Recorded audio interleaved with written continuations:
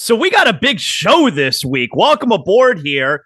It's still real to me. Zaslow Show 2.0. Got my pal Joey Levine here as we are going to recap what was a crazy start to the week here in professional wrestling. Is the potential sale, Joey, of WWE? I mean, it certainly looks they're going to sell. All right. Is the potential sale of WWE, is that like where does that rank as far as biggest stories in the history of pro wrestling? Because it's pretty damn high up, the idea that Vince McMahon is back and he is going to sell WWE, the family business. It's the biggest. Once it happens, right. It's the biggest. I mean, Vince, yeah, I guess WrestleMania becoming a big thing, right? WWE buying WCW. But is there anything bigger? 6 months ago, before Vince left in Scandal, you would never have guessed that Vince McMahon would sell WWE, right? Well, if you remember since we've been doing this show, I think on Big Dirt, there was like rumors that at the end of 2023, when the TV rights deal was up, there was potentially not just the rights would be sold, but like maybe the company would be sold. But I don't think there was any like legitimacy to it. But no, I don't think it could have anticipated this coming. And yeah, I mean, what Vince McMahon has, and I think also everybody that follows wrestling or has followed Vince McMahon just assume that Vince would die running WWE. Absolutely. I think that's just, you always hear people like, oh, this guy is going to work till his grave. This guy would really work till he dies. Right. And I think everybody just assumed like, this is his baby. This is the only thing he cares about, to a fault, neglects everything in his life. This is what he loves. And he's going to die running WWE. So yeah, I think it would probably be the biggest story in the history of wrestling. I liked how, the meme, well, I guess it's not a meme if it's a clip, but the clip was going around this week when you had the hot rumors about, Vince is selling to the Saudis. And you had the clip of when Vince announced that he was bringing aboard the NWO. So we're talking about 20 years ago, 21 years ago. I'm going to kill it. I'm going to kill my own creation. Yeah. I'm going to inject it with poison. And then he turns around and he got the NW. So that was going around all week. I'm going to kill it. And yep. The other one that's been going around is, because I'm sure we'll talk about it, is the split screen of with him and Shane in Panama City. Yeah, but with Tony Khan instead. So the beginning of this week, it was like Tuesday night. All right. So Vince was like reinstated Sunday or Monday, whatever it was. Probably late Monday, because we recorded last week's It's Still Real to Me on Monday when I got back, because I was away last week. And so Tuesday night, things started to get hot. Now, you had smaller, like, dirt sheet publications that were claiming deal's done. They're selling to Saudis. WWE is going private. Everybody's freaking out. All the wrestlers are reportedly leaving the company. It's like, yeah, Sami Zayn has quit because the world's on fire. Sami Zayn's quit. All the women have quit. There's no more women's division. Yep.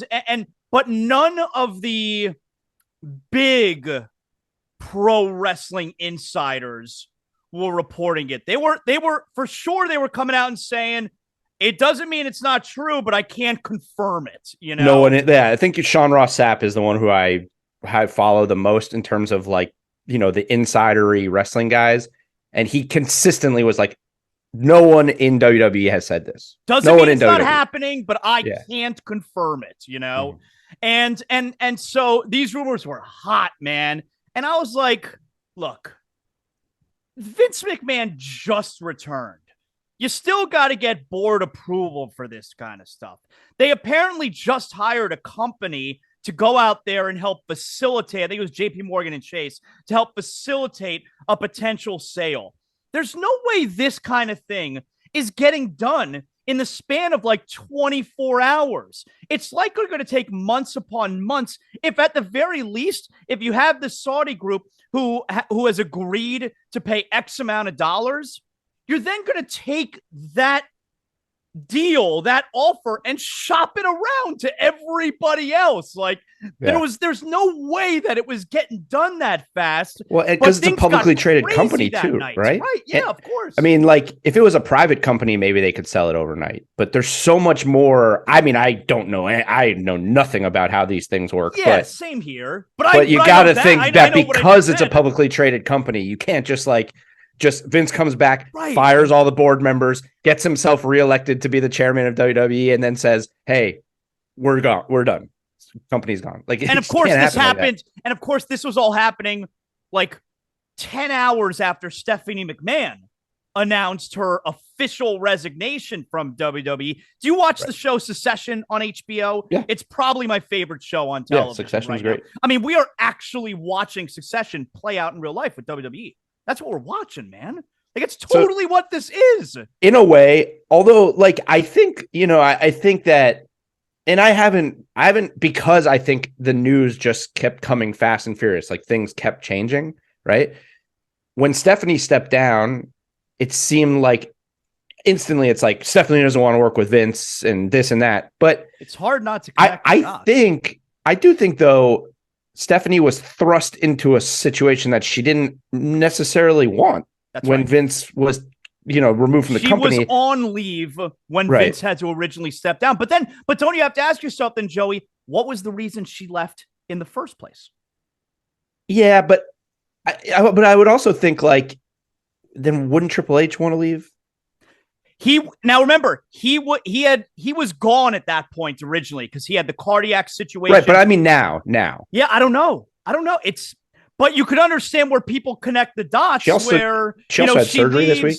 She did. She had surgery on her ankle. I mean, it's not serious, but right. I know, but still, you can understand where it's not a leap for people to connect the dots. That wow, the timing of it. I mean, they're only in good hands now because Vince is back as chairman. I mean, she could have left 2 months ago and handed it over to a very capable Nick Khan, who is now the CEO, and Triple H is still there. I mean, it's really easy to connect the dots that she doesn't want to work under her father.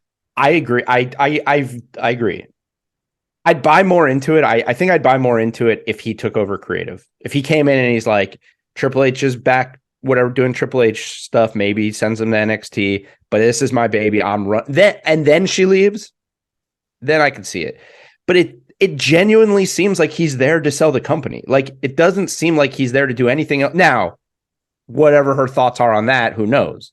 But I'm just saying, in terms of like day to day having to work for her father now, it doesn't seem like anybody's really working for him right now. Now, they are, right? Because there's even reports today or yesterday, and again, dirt sheets. You don't know what. But that he's been sending messages to different departments, who right? Who the hell knows?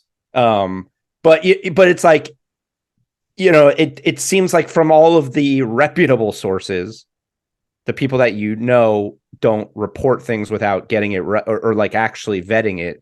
It seems like he's there to he built a company.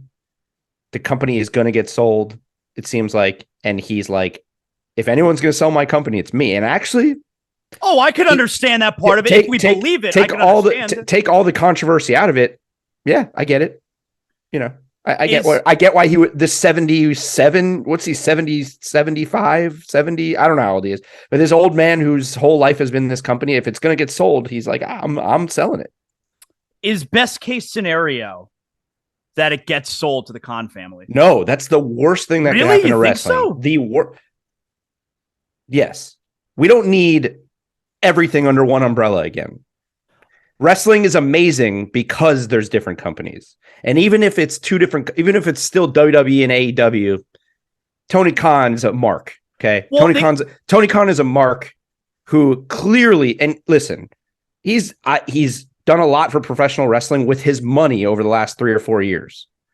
But there is no chance that the Khan family would buy WWE and Tony Khan would just be like, you guys just do your thing. I'm just a silent owner. He would have his hands in it, because in the beginning of AEW, it was, we got these 4 EVPs, the wrestlers are going to run the creative, and then we saw what happened last year. Tony Khan was clearly running the show last year, and AEW kind of sucked last year. Now the things are turning around a little bit. I would be very concerned if everything was under one umbrella. Well, let me say this, okay? First of all, I think there's zero chance that Vince McMahon would allow WWE to be sold to the Khan family. Right. I think there's zero chance of that. But the reason that I asked the question was, okay, which is better?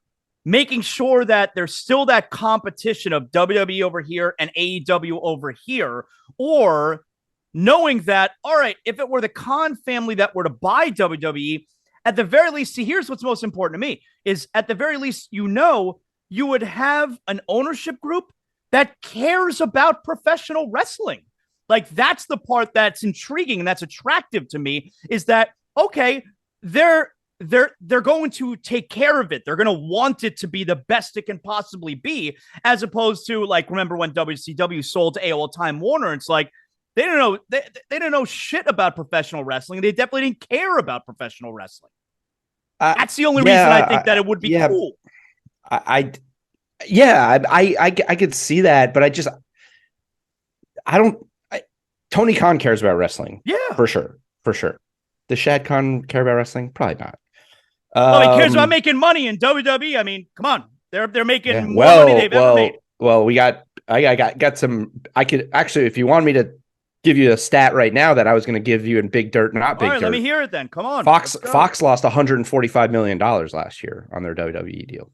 Well, that's Fox. That's not WWE's problem. I know, but if that means that the next rights deal will be less, is what you're saying. Right. Like that. Basically they're saying, they're doing numbers ratings wise, but in terms of primetime Friday night TV shows, their ad revenue is just not what other shows are getting. And Fox, go sell a little bit better. That's not WWE's problem. Raise your ad rights, sell better. You figure it out. Well, if people don't want to sponsor wrestling, then but anyways, yes, WWE's, first of all, and also I know Shad Khan is rich, but they can't afford to just buy WWE. They would need a group. They would be the face. Yeah, but I can't imagine. Yeah, like I feel like this conversation has been had before. Who has more money, Vince McMahon or Shad Khan? And it's definitely Vince McMahon. But Shad Khan definitely. I don't know Shad Khan's. I don't know his money. I don't know what is the money that he had to buy. Like, what does he do? What's his like? I mean, Vince. It's possible Shad Khan has that kind of money. I don't know. Shad Khan, it says here, is worth $11.6 billion. Okay. Do you want to take a guess what Vince McMahon? What is this celebrity net worth? Like, yeah, you can find it out on online. Vince McMahon's worth $3 billion. So wow, Shad Khan is worth a lot more than Vince McMahon. Okay, but that's like their personal. I'm dead wrong about that. But that's like personal net worth. Like, can Shad Khan just like buy a global brand? I don't know. Maybe he can. How much is WWE worth? Billions, right? I mean, look, like it's worth so much more than the greatest. Like, is WWE worth more than the Dallas Cowboys? Let me give you the comparison. Can I give you a comparison? Yeah. 6 years ago, UFC sold for $4 billion. Yeah, WWE would sell for a lot more than that. Yeah, they're worth. And the UFC 30 was 25 years old at the time. Still not a mainstream sport. WWE has to be worth double UFC. Didn't have the ESPN deal that, hey, I think Nick Khan may have been involved in some way, or I don't know. But anyways, so WWE is going to go for a lot. It would have to be at least double what UFC goes for. No chance. It has to be at least double. So can Shad Khan just pony up his entire net worth? Probably not. I don't know. But that's so. Look, now that so the point being, Tuesday night was crazy. Everything settled down, and cooler heads prevailed. Where it's like, yeah, this shit's not getting done for a while. Okay, for a while. Right. So everything has settled down now. It's funny though, because then it led into Wednesday night with AEW Dynamite, and I thought it was. I don't know. It felt cool to me watching Dynamite in the midst of all these rumors, or kind of like on the tail end of the rumors when things started to settle down. Because I was like, all right, this is cool, man. I feel like there's a real good buzz around AEW going into this show tonight because, number one, it was a massive card. And number two, it was just kind of like, all right, I could use a little bit of a break from the bullshit about reading online and sell this and these wrestlers are unhappy. Like, let's just put on and watch a great wrestling show. And I kind of feel like that's what we got Wednesday night. That crowd on Wednesday. Now, where were they? They were in LA. That's why they had Mr. Chow was there in the crowd. You had Freddie Prinze Jr. So they were in LA. And that crowd, I love this when AEW does this. They had Moxley and Hangman to open the show for an so you're getting a banger to start things off for a crowd that was already super duper hot. And I'm watching, I'm enjoying it because like, all right, good. Let's watch some wrestling instead of all the bullshit. And then I'm just thinking to myself, shit, I wish I was in that crowd right now because that crowd was on fire. Like it was fun as hell. It looked like, and that's, and you know what? Playing. And yeah, and that's one of the things, as much as I rag on AEW, and by the way, things are getting better. That show was great. Rampage was crazy this week. Insane. Like, I didn't watch Rampage last night. I didn't watch Rampage is the weirdest show. I don't understand half the shit that's going on, but it was crazy. So, but anyways, yeah, but like that's one of the things that you've brought up a lot that Tony Khan does, which is start off the show with an absolute banger. I think he plays. He does what Vince never did, but like. Maybe Triple H will do more is like he plays up to whatever crowd he knows who's going to play to the LA crowd, who's going to play like on that whole Pacific Northwest run, Darby Allin, that whole thing. Like, yeah. So it was, and that match coming out the gates with a huge match. Crazy. Why should the crowd be tired at the end of the night for the biggest match? Let's start things off. The crowd's red hot right now. Let's have a great big match to start things off and take advantage of the atmosphere. I love it. Yeah. I think it's great. And also ending the night with with Game 7. Yeah. Because if the crowd's tired, they ain't tired when that match is going on. Right. Because batshit crazy match, right? Right. But we could both agree the first match was the match of the night. I mean, I appreciate that. Like Moxley Hangman, that style. I'm always going to the purists are going to say that it's Daniel Bryan versus Takashita. Yeah, like whatever. I'm always going to appreciate Moxley versus Hangman more than the spot fest and the ladders and the tables. I'm always going to appreciate that a lot more. And by the way, I texted you this, and I believe it's true because I've seen multiple people say this.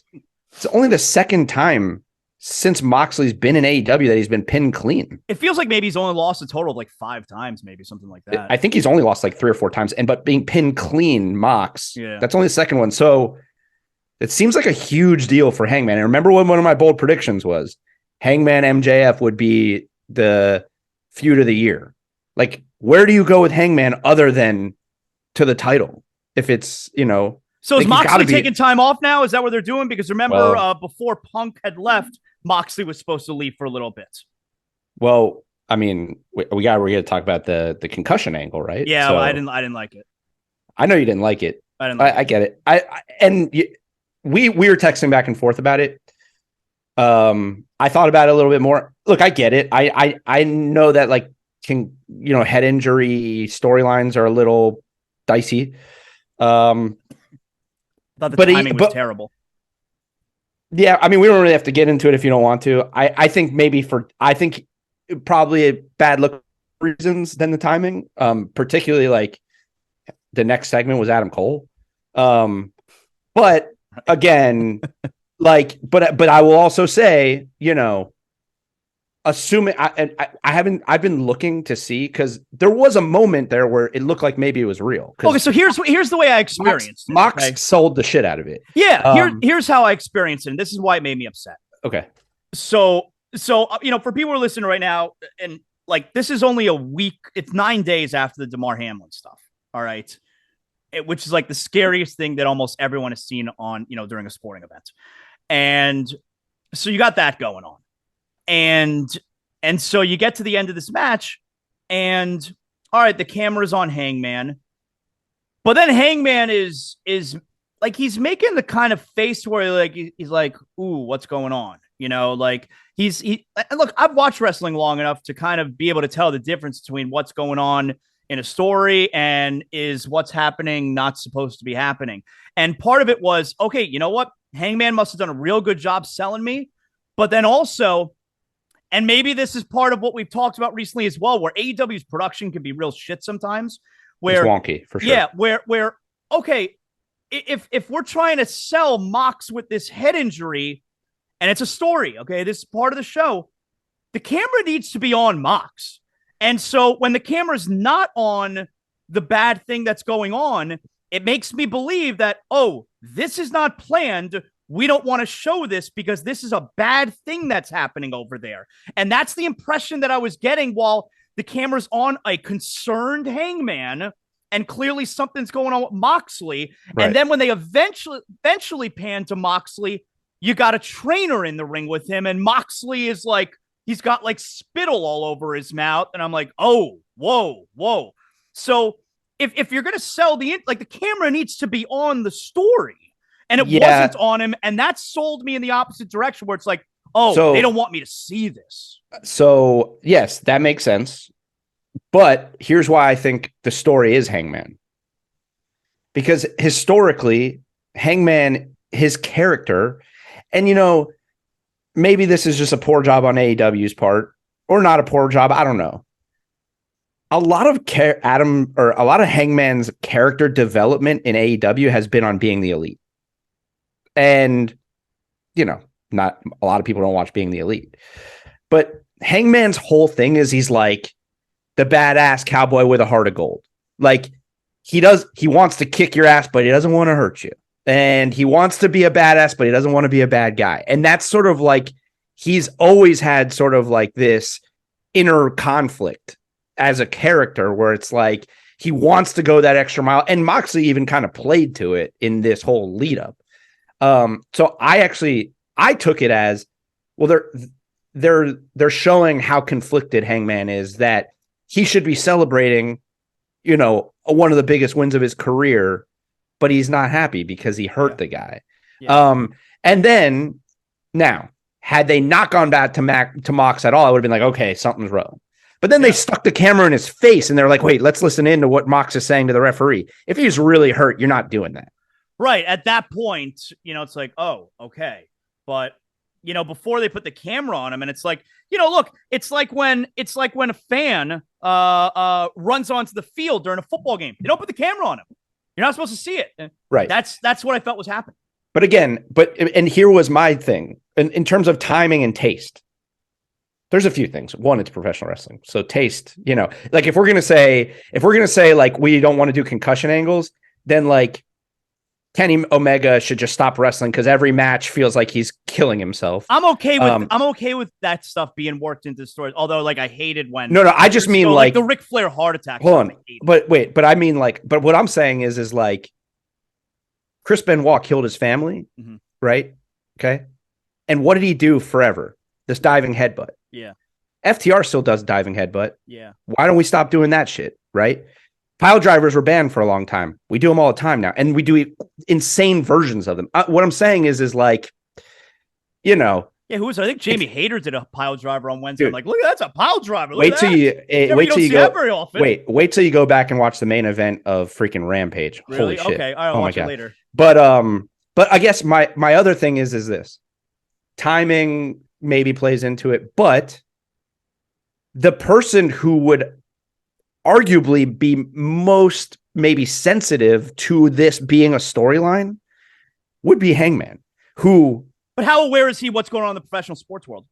No. That's why I was sensitive. No. But I'm saying, like, if Hangman, who got knocked out cold by Moxley and was out with a concussion and had questions about whether he'd be able to come back, was okay with a fake head, injury storyline, then is it that bad? Like, because, I get that. I understand that you were not happy about it because of Hamlin, but like Hamlin had a heart attack, and I'm not trying to be insensitive. It's just not the same. It's not the same. It was a week. He was out of the hospital. If he's on life support still, and like, we're not sure what's going to happen. Again, not trying to be insensitive. I'm just saying the Bills had already played a game.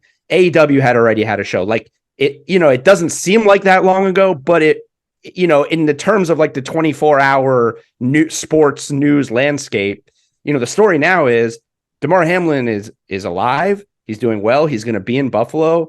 And I just don't think like they're even considering that. Now, if Damar Hamlin got knocked out cold with a concussion and was in critical condition and had to be resuscitated on the field, now we have a different. But it was. How would we have felt if it was coming after Tua? If it was like the day after, he'd be like, "What the hell? Come on!" but now I'll say, yeah, if it was a week after what happened to Tua, yeah, you might say it was in poor taste because I think I would feel the same way. But it's the same injury too, right? If it was a week and a half later and we knew he was okay and it's professional wrestling, maybe I don't know. Maybe I'm a bad person. I'm a bad guy. Maybe I'm a bad guy. I might be a bad guy. I got two more things from Dynamite I want to talk to you about here. All right. I got, dude, I told you, I watched every show this week. I got notes, but I got little things like things I just got to point out. But yes. I got two more big things from Dynamite that I want to talk about. And we got to talk about Adam Cole, right? Is Adam Cole? Yeah. Well, yes, okay. It is. But we're going to circle back to Adam Cole. So they opened the show up with Moxley and Hangman. Crowds on fire to start the show. Crowds on fire for that match. Crowds on fire because Adam Cole comes out of nowhere, and that was awesome. We're going to get right back to it. And then right after, I think it was right after or shortly after. So the crowd is super on fire. And holy shit, the crowd goes mild for Saraya and Toni Storm. The crowd really bad. The crowd was so hot, and they died for this entrance. And I don't know if that's why. Yes, well, I don't know how much of it is a Saraya thing, and how much of it is this idea that somehow Mercedes Moné was supposed to be there, and because Mercedes Moné was not there, the crowd went mild. Can I just tell you, because I have this in my notes. So the crowd's reaction is one thing. The internet's reaction to Sasha Banks not being there, not just fans, but like people that cover wrestling. Really? Their reaction to her not being there, I'm like, guys, who cares? The fuck over? Get over it. Who cares? I saw one blue check. Now I know everyone can buy a blue check now, but it's a blue check who's been around for a while. I don't buy it. I've earned mine. I know, but it's a blue check who's grandfathered in. He's been around for a while. He's like, you know what? We shouldn't be mad that Sasha Banks wasn't there. Explain that. But he's like, but you know what? It wasn't really a good look that Britt Baker said I'm the boss last week with the wink. Like, dude, it's professional wrestling. This is what we do. What are you sensitive because she made a joke? But that match was dead on arrival because of this notion that somehow Mercedes Moné was supposed to be there. Yeah, well, but you know what? That is on AEW a bit in terms of the booking because they built up this thing for like a month. So do we think that they tried to get her? Maybe. Or was it just bullshit internet stuff? It seemed I think it was bullshit internet stuff. I think it was, I think it was internet stuff because of the timing. Because it was like AEW has a deal with New Japan. You know, Sasha Banks is going to Japan. She was never. She signed a deal with New Japan. She was never going to have her first match on AEW as opposed to New Japan. Right. No, I don't mean that. I just mean like for people who thought she was going to show up and be the partner, it was never going to happen. Right, but no, I think people were. I think the justification people had was she's debuting at Wrestle Kingdom, which is 2 weeks before Paige's mystery tag team. She didn't wrestle. Who, by the way, they've been building this up like it was a big deal for Toni Storm being the partner. Like, I like Toni Storm a lot, although I think she's totally floundering right now. But it's like the whole division Toni is Storm floundering. Is the mystery partner. Who cares? The whole division is the women's division is floundering. Well, I think Jamie Hayter's terrific. Can I tell you something about Jamie Hayter? But what's she doing? She's in a tag match. Can I tell you? I look at Jamie Hayter, like she maybe more than any other women's champion in AEW so far. And I love Britt Baker, but like Jamie Hayter looks like a champion. She walks to the ring. She's got like the robe deal going on. She looks like a champion. She's fantastic, man. I'd like to see her set up with some kind of good feud. Can I tell you how much AEW's women's division is floundering right now? Do you know there was history in AEW yesterday? Was it Jade Cargill? Is that what we're talking about? Jade Cargill became she's banished to Rampage, even though she's the TBS champion. Jade Cargill became the longest reigning champion in AEW history of any title. I got no idea. I had no idea. Yeah, you know why? Because they didn't mention it on either of their national TV broadcasts. You know, it was going to be happening. You know, I would give them credit if I remember who it was, but someone had a theory where the competition for Jade Cargill for the TBS title, all right,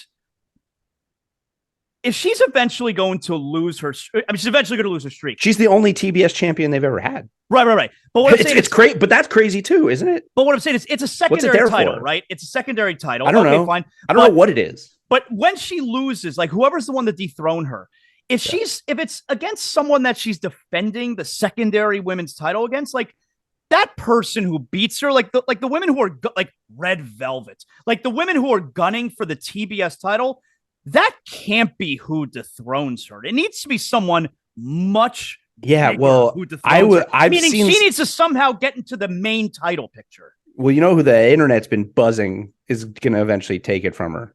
Who? A legend, an absolute legend in the game. Who? Chris Statlander. Who else? Really? I mean, I haven't seen that. I've seen you gotta give me something it would be stupid, but I I saw someone like, that's what they're building to. I'm like, what? Nah, you got to give me something bigger than that. You know, like, you know what I would want? Like, what if eventually, because the competition's not there and Jade Cargill's running through everyone, what if Jade Cargill hands it over and says, no, I want Jamie Hayter's belt. I want the big one. And then Jamie Hayter is the one who retains the belt by beating Jade Cargill for the first time. So that's how you do it. Yeah. Well, I mean, I think maybe what'll happen. I mean, she's 48-0. So she's definitely going to get to 50-0. But like, it can't be someone gunning for a secondary title who beats that streak. No, what I'm saying is maybe after she gets to 50-0 and they make a big deal out of her being 50-0, then she's like, I'm done with this title. I don't need it. Yep. I'm bigger than, Yep. Maybe. And you go after Jamie Hayter and Hayter beats her. Because then Hayter gets the huge rub. But I'm not confident that it's going to happen because in the week that she became the longest reigning champion of any title in the history of this company, was she on TV? Did she have a match? I know she did like a backstage thing on Rampage, I think. But like, is that how you are like building the longest reigning champion in the history of your, 4-year-old company or whatever it is? But still, it's like, do something with her. She is a star. Yeah. And meanwhile, she gets the same amount of time on Rampage as Diddy's son. We'll get to that. I mean, do we need it? That's not interesting at all to me. Do we need to get to that? Diddy? No, I just have to mention that he's he's a Mogul affiliate. Is he all elite? Well, just the same way Rick Ross is, I guess. They had the backstage segment with Swerve, and he's like, I got it. And by the way, they didn't say it was Diddy's son. I'm just a loser who's on the internet all the time, and I know it was Diddy's son. So I'm sure a lot of people have no idea who that was, but it was very much Diddy's son. So I don't really have anything for you on the Trios Championship just because we all kind of knew the direction it was going and the match was good. Okay. But it was also the 7th. All right. In this series, the match was fun and the Elite won. There you go. So I don't have really anything there for you. My big takeaway is, well, first of all, the last match was nuts. It was insane. Yeah. I struggled. Cool. I got to say, I genuinely struggle now watching Kenny Omega in AEW, and not because he's not incredible. Because you like him so much better in New Japan. No, it's because I'm scared he's going to die. Oh. Like, he is actively seems like I know Darby Allin does the crazy stuff and this and that, but Kenny has an injury history. Yeah. And he just came back from and I know that's why people love him too, because he just takes, he throws caution to the wind. I think he's going to hurt himself in every match. He does the craziest stuff. And it makes me like, man, you're one of the best wrestlers in the world. We want you around for a long time. I get worried that he's genuinely going to hurt himself again. But it's incredible. The matches are great. And I do think my big takeaway actually from this was so poorly put together, this 7-game series or whatever. Because remember back to the first one, where it was like, it's a trios title match, and then they lose. Oh, we had no idea that it was a series. Yeah. All of a sudden, now it's best of 7. Yeah. And it's weird. It's like, we got this thing going on. We got that thing going on. And like the timing and the way they promoted it, I think had they done it correctly, this would go down as like an all-time series of wrestling matches in the history of wrestling. Because like what these guys did in the 7 matches, the ability to like have 7 matches in like a 2-month span for the same title and make them completely unique and entertaining every single time. Yeah, it was really good overall. It was incredible, but like kind of poorly executed from a build and marketing standpoint. So it's like, yeah, like again, you don't have a lot to say about it because it's like we kind of knew it was going to happen. Yeah. We kind of were a little confused about everything about it. The wrestling was incredible. But Yeah, we're going to forget about it because of that. Escalade de Muerta is, you know? Yeah, right. Well, now you do because you saw it. Now I do. Yeah. Well, added to the counter of things that AEW doesn't explain. I think I have a couple from Rampage that they just didn't explain, and I'm like, come on, guys, like I need something here. But yeah, game set. I mean, but it was good. The match was incredible. But yeah, it's going to be forgettable. We're going to forget about it in a week. You know.